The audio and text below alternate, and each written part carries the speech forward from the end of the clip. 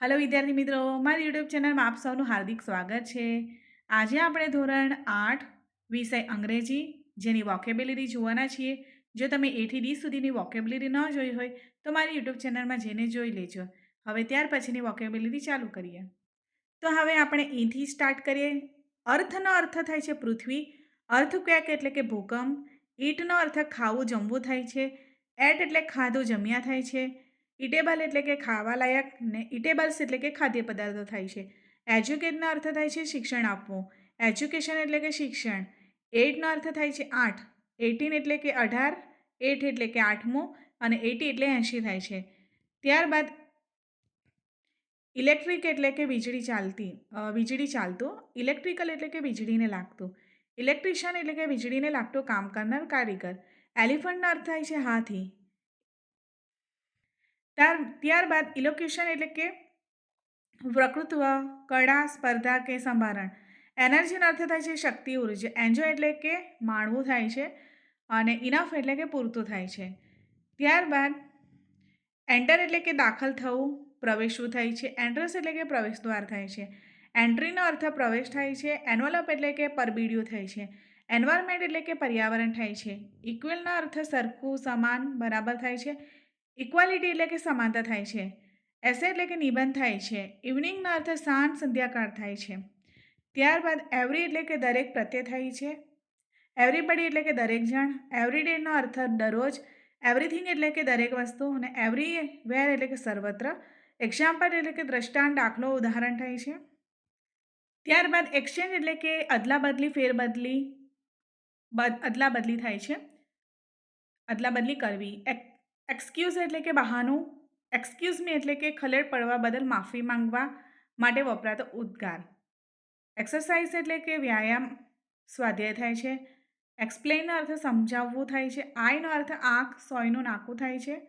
એબ્રો એટલે કે ભ્રમર થાય છે અને આઈસાઇટ એટલે કે દ્રષ્ટિ જોવાની શક્તિ થાય છે।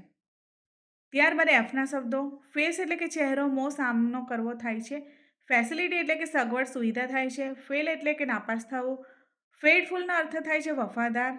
ફોલ એટલે કે પડવું। ફેલ એટલે કે પડ્યા પછી, પડ્યું। ફાલ્સ એટલે કે ખોટું થાય છે, એટલે કે ફોલ્સ એટલે કે ખોટું થાય છે। ફાર એટલે કે દૂર થાય છે। ફાર્મનો અર્થ ખેતરવાડી થાય છે। ફાસ્ટનો અર્થ ઝડપી, ઝડપથી, ઉપવાસ થાય છે। ફેટ એટલે કે ઝાડુ થાય છે। ફેવરેટનો અર્થ માનીતું, મનગમતું થાય છે। ફિયરનો અર્થ બીક, ભય થાય છે। ત્યારબાદ ફિયરલેસ એટલે કે નિડર થાય છે। ફિમેલનો અર્થ થાય છે નારી જાતિનું। ફેસ્ટિવલનો અર્થ ઉત્સવ થાય છે। ફીવર એટલે કે તાવ થાય છે। ત્યારબાદ ફ્યુ એટલે કે ઘણા, ઓછા, થોડા, મોટે ભાગે અ ફ્યુનો પ્રયોગ થાય છે। ફિલ્ડ એટલે કે ખેતર થાય છે। ફિલનો અર્થ થાય છે કે ભરવું, છલોછલ ભરી દેવું। ફાઇનનો અર્થ થાય છે કે મળવું, જળવું। ફાઉન્ડ એટલે કે મળ્યું, જડ્યું થાય છે। ફાઇનનો અર્થ મજામાં, મજાનું, સરસ થાય છે। ફિનિશનો અર્થ થાય છે કે પૂરું કરવું। ફાયરનો અર્થ અગ્નિ દેવતા, આગ, બંદૂકમાંથી ગોળી છોડવી થાય છે। ફાયર એન્જિન એટલે કે લાઈવ બંબો। ત્યારબાદ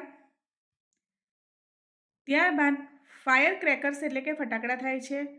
ફાયર વર્ક્સ એટલે કે દારૂખાનું થાય છે। ફિશનો અર્થ માછલી, ફિશ એટલે કે માછલા પકડવા થાય છે। ફિશરમેન માછીમાર થાય છે। ફ્લેગનો અર્થ ધજા, ધ્વજ થાય છે। ફ્લેગ સ્ટાફ એટલે કે ધ્વજસ્તંભ થાય છે અને ફ્લોર એટલે કે ભોંય, ફરસ, માળ, મજલો થાય છે। ફ્લાવરનો અર્થ ફૂલ થાય છે। ત્યારબાદ ફ્લાવર બેડ એટલે કે ફૂલનો ક્યારો થાય છે। ફ્લાવર પોટ એટલે કે ફૂલદાની થાય છે। ફ્લાવર વોશ એટલે કે ફૂલદાની થાય છે। ફ્લાય એટલે કે માખી થાય છે। ફ્લાઇસનો અર્થ માખીઓ, ઉડવું, ઉડાવવું થાય છે। ફ્લ્યુ એટલે કે ઉડ્યું થાય છે। ફ્લાઇંગનો અર્થ ઉડતું થાય છે। ફ્લાઇટ એટલે કે ઉડ્ડયન થાય છે। ફોર્મ એટલે કે ફીણ થાય છે। ફોક એટલે કે લોકોનું। ફોક ડાન્સ એટલે કે લોકનૃત્ય। ફોક મ્યુઝિક એટલે લોકસંગીત। ફોક સોંગ એટલે કે લોકગીત। ફોક ટોલ એટલે કે લોકવાર્તા। ફોરનો અર્થ થાય છે કે ને, માટે, સુધી। ફોર અ લોંગ ટાઈમ તો લાંબા સમય માટે। ફોર અ વાઇલ એટલે કે કેટલા સમય માટે। ફોરેસ્ટનો અર્થ વન, જંગલ થાય છે। ફોરગેટ એટલે કે ભૂલી જવું થાય છે। ફોરગટ એટલું તેનું ભૂતકાળ છે, ભૂલી ગયા। ફ્રી એટલે કે મુક્ત, સ્વતંત્ર, સ્વાધીન થાય છે। ફ્રીડમ એટલે કે મુક્તિ, આઝાદી થાય છે। ફ્રાઇડેનો અર્થ શુક્રવાર થાય છે। ફ્રેન્ડ એટલે કે મિત્ર, ભાઈબંધ, બહેનપણી। ફ્રેન્ડશિપનો અર્થ મિત્રતા થાય છે। ફૂલ એટલે ભરેલું। ફૂલ ઓફ એટલે કે થી ભરેલું। ફંક્શન એટલે કે સમારંભ, ફનફેર એટલે કે આનંદ મેળો, ફની એટલે કે રમૂજી.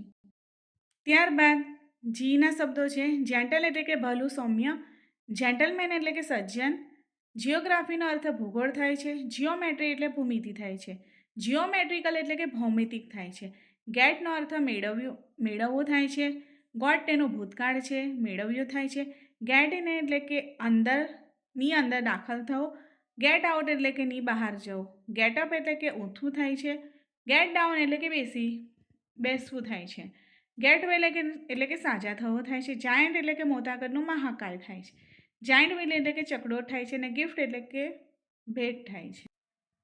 ત્યારબાદ ગીવ એટલે કે આપવું થાય છે અને ગેવ એ ગીવનું ભૂતકાળ છે તો આપ્યું થાય છે.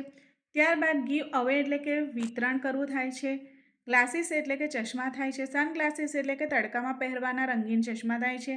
ગ્લોબનો અર્થ ઘોડો થાય છે. ગો એટલે કે જવું થાય છે. વેન્ટનો અર્થ ભૂતકાળ થાય, વેન્ટ એટલે કે ગયા થાય છે જે ગોનું ભૂતકાળ છે. ગો બેક એટલે કે પાછા જાવ. ગોલ્ડનો અર્થ સોનું થાય છે. ગોલ્ડન એટલે કે સોનેરી, સોનાનું થાય છે. ગોલ્ડ સ્મિથ એટલે કે સોની થાય છે. ગુડના અર્થ સારું થાય છે. ગુડ ઇવનિંગ એટલે કે શુભ સંધ્યા. ગુડ મોર્નિંગ એટલે કે શુભ પ્રભાત. ગુડ નાઇટ શુભ રાત્રિ. ત્યારબાદ ગુડ બાય એટલે કે આવજો છૂટા પડતી વખતે વપરાય છે. ત્યારબાદ ગ્રોસરનો અર્થ કરિયાણું વેચનાર ગાંધી થાય છે. ગ્રોસરી એટલે કે કરિયાણું થાય છે અને ગ્રાઉન્ડ એટલે કે જમીન મેદાન થાય છે. ગ્રોનો અર્થ ઉગાડવું, ઉગ્યું, વધવું, મોટા થવું થાય છે. ગ્રીવ એટલે તેનું ભૂતકાળ છે, ઉગાડ્યું થાય છે. ગેસ્ટનો અર્થ મહેમાન, અતિથિ થાય છે. ચીફ ગેસ્ટ એટલે કે મુખ્ય અતિથિ, મહેમાન થાય છે. ત્યારબાદ ગેસ્ટ હાઉસ એટલે કે અતિથિ ગૃહ થાય છે. તો બસ અહીં આટલું જ. જો વિડીયો પસંદ આવે તો પ્લીઝ લાઇક, શેર અને સબસ્ક્રાઈબ જરૂર કરજો.